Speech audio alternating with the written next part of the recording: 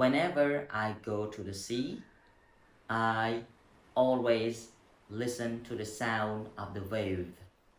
មានន័យថាក៏ពេលដែលខ្ញុំទៅសមុទ្រខ្ញុំតែងតែស្ដាប់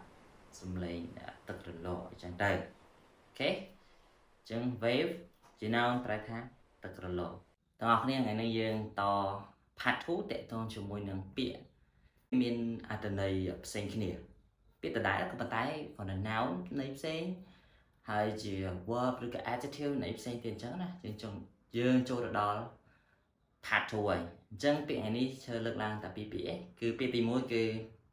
train ហើយពាក្យទី2គឺ wave អញ្ចឹងពាក្យ train ជា noun យើងប្រែថារថភ្លើងឧទាហរណ៍ថា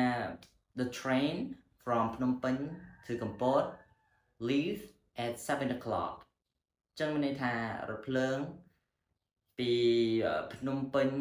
ទៅកំពតហ្នឹងគឺចាក់ចេញនៅម៉ោង 7 អញ្ចឹង train កន្លែងហ្នឹងគឺមានន័យថារថភ្លើងហើយថ្នាក់ពាក្យវាជា noun ណាពួកយើងចំណែកឯ train ជា verb យើងប្រែថាវឹកហាត់អត់ទេយើងវឹកហាត់ធ្វើលំហាត់វឹកហាត់អីមួយអញ្ចឹងសម្រាប់ការប្រឡងឬក៏សម្រាប់ការ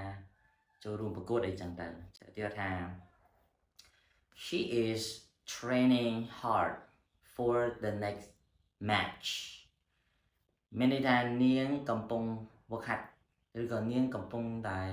ខិតខំវឹកហាត់សម្រាប់ការប្រកួតបន្តមកនេះអញ្ចឹងពាក្យ train này ហ្នឹងយើងដូរទៅជា present continuous អញ្ចឹង she is training នាងកំពុងតែវឹកហាត់អញ្ចឹងចប់ហើយ train ជា noun យើងប្រែថារថភ្លើងហើយជា verb យើងប្រែថាវឹកហាត់តោះអញ្ចឹងចូលពាក្យបន្ទាប់គឺពាក្យ wave ពាក្យ wave ជា noun ផ្សេងជា verb ផ្សេងជា verb មានន័យថាបក់ដៃអញ្ចឹងឧទាហរណ៍ I waved at you yesterday